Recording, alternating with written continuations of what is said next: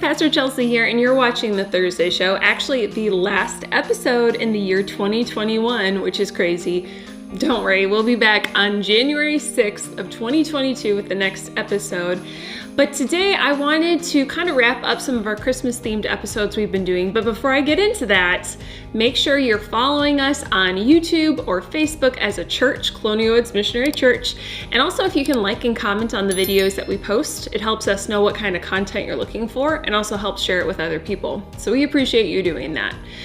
Well, today for the episode of The Thursday Show, I wanted to talk to you about something that I discovered in my Facebook feed earlier this week. Google does a year in search video post. They do it annually. It's kind of like a reflection on everything that people were searching for in the year prior. And from it, you start to see themes or events that really shaped the year for us as a world. Well, in their year in search video for 2021, they wrote down something that intrigued me. The thing that people searched for most on Google in 2021 was the simple phrase, how to heal. Our world has gone through quite a bit over the past 2 years, and not just from the pandemic, but from broken relationships, from different jobs, from lost family members, from grieving and suffering, depression, just all the things that honestly come with our broken world. And people are trying to figure out, how do they come back from that? How do we heal? If it's the most searched for question on Google, it shows us that the world is hungry for healing. And so today I wanted to talk through that subject very specifically, how to heal.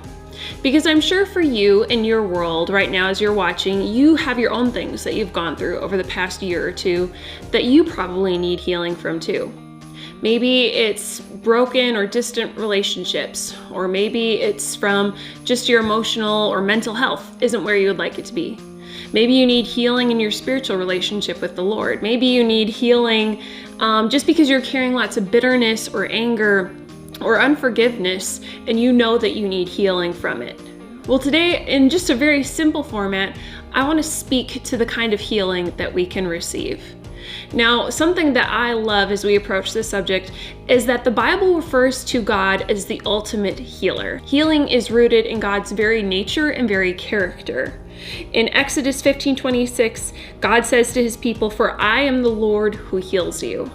So guys, right off the bat, no matter what you're bringing to the table today, know that you can find healing in the Lord. So we have to, first of all, see that the Lord is the person that we're going to receive any healing from. It has to kind of fall underneath the umbrella of who he is, his character, and what only he can provide. Because so often in our self-help world, we're trying to figure out how to fix all of our own problems. And there's some problems that we face that can really only be resolved and only be fixed when we seek him and seek his face. So not only is healing God's very character and nature, we also see Jesus as the active healer in his ministry on this earth.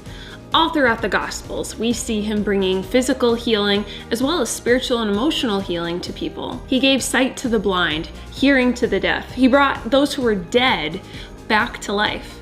So it's no surprise that the early church fathers gave Jesus the name the divine healer, because he could heal not only the physical, but the internal, the emotional, the spiritual as well.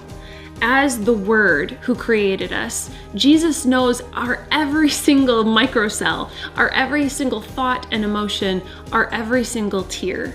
So it makes sense that if we're going to seek any kind of healing, we have to come to him. We have to come to the divine healer. But as we do that, we have to also recognize that as disciples of Jesus, if you're a disciple of Jesus, that means you follow him, you're a believer, a Christian, that means that you have authority to bring healing as well. In Matthew chapter 10, verse 1, it says, "And when he," talking about Jesus, "had called his 12 disciples to him, he gave them power over unclean spirits to cast them out and to heal all kinds of sickness and all kinds of disease." So if you are a disciple of Jesus, you have authority and power to bring healing into spaces that right now need healing, as you do it under his authority. Okay, so let's say that you have an area of healing and you want to come to the healer and you want to step in your authority to be able to bring about healing in this situation. Well, how do we do that? Well, today I just want to share 3 simple steps that obviously aren't a be-all, end-all in this process, but 3 simple steps that can get us on the right track in the process of healing. The first one is to find the wound. You have to figure out what you need healing from. Where is the hurt? If you're at all like me, sometimes you can feel an emotion, a sadness or an anger, and you don't even fully understand why or where it's coming from. And so in order to bring healing to a situation, you have to first and foremost figure out where the hurt is. And so there's a couple of simple ways that you can do this. I think one of the best ones is to just practice journaling and reflection. A practice that I like to do at the end of every single year is kind of just a year in review journaling practice, where I look back on the year that I just went through and I think through what were some of my wins from the year, and I'll list those out. And then I also think through what were some of the hurts or the hard things from the year, and I'll list those out. I remember there was one year in particular where, as I was doing this journaling practice, I suddenly realized that I had been carrying a lot of hurts from the year that I had never actually processed through. And so this journaling practice was really helpful for me because it helped me realize that there were some areas that I needed some healing in. So I encourage you maybe to do that at the end of this year, to take a little bit of time and look through what were my wins from this year, because it's good to celebrate those things. And then also look at what were my hurts from this year. Maybe there were disappointments or betrayals or things you didn't expect to happen. Make note of both of those, because reflecting on both of those is really going to help set you up for a better 2022. So if the first step is to find the wound, the second step is to do the work to care for it. I'm finding as I'm getting older, my injuries, they've been relatively small, but they don't just heal on their own. I feel like I really have to baby something as simple as even a paper cut nowadays to make sure that my body is able to heal quickly and efficiently. And that happens with us emotionally, mentally as well. We need to care for whatever that wound is in order to see it heal, and that's going to take work. I think that might be why when Jesus was in the Gospels interacting with people, sometimes he would ask the question, do you want to get well? Because it takes work, and it means that life is going to be different. And so at first you might be like, well, of course I would want to get well. Why would I want to carry this? Well, when it comes to forgiveness, I know I've been guilty of sometimes I would rather hang on to my unforgiveness and be mad at somebody than to actually surrender that relationship or that feeling to the Lord. So sometimes we would almost rather stay wounded than go through the work of bringing about healing. So we need to find the wound, we need to do the work to care for it, and lastly, we need to bring in outside help. We aren't meant to do this thing called life on our own. And in our Western, very independent culture, that can be really hard for us sometimes to actually ask for help when we need it. But the Lord didn't intend for us to try to figure things out on our own. So why do we keep doing it? In James 5:14, it says, "Is anyone among you sick? Let him call for the elders of the church and let them pray over him, anointing him with oil in the name of the Lord."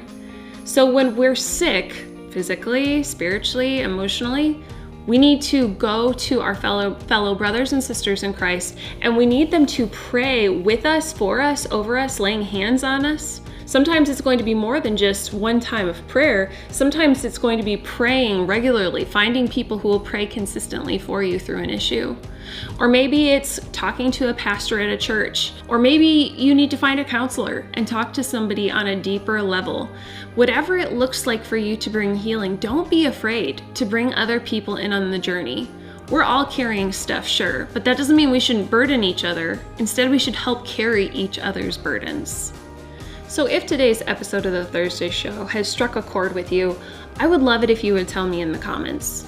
I'm not going to ask you to go into all the details, but if you need some kind of healing, physical, spiritual, emotional, would you just comment yes in the comments? And what I'm going to do is I'm going to go through every single comment I see, and I'm going to be praying for you and praying that the Lord would bring healing in your life.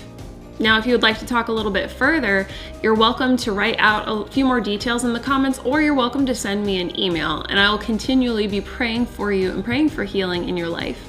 So as we close out today's episode of the Thursday Show, I want to remind you that there's hope, that we serve a God who in his very nature and character is healing.